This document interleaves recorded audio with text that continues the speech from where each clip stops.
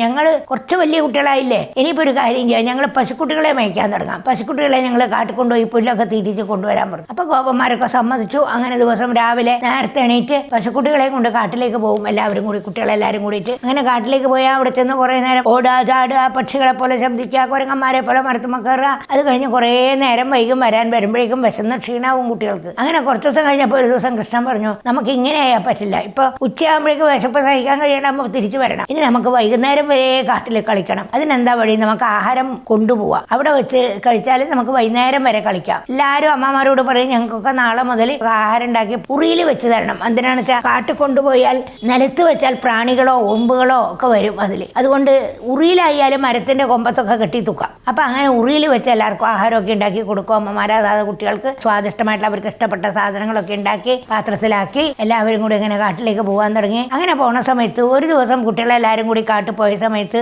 ഒരു പശുക്കുട്ടി, സാധാരണ ഇവരുടെ കൂട്ടത്തിലുള്ള ഇല്ലാത്ത ഒരു പശുക്കുട്ടി, വത്സാസുരൻ പറഞ്ഞൊരു അസുരൻ ഒരു പശുക്കുട്ടിയുടെ രൂപത്തിൽ വരികയാണ്. ബാക്കിയുള്ള പശുക്കുട്ടികളുടെ കൂട്ടത്തിൽ കളിക്കുന്നു. കൃഷ്ണന് മനസ്സിലായി ഇതാരാണ്, ശരിക്കുള്ള പശുക്കുട്ടിയല്ല, അസുരനാണെന്ന് മനസ്സിലായപ്പോൾ ബലരാമന് കാണിച്ചു കൊടുത്തു.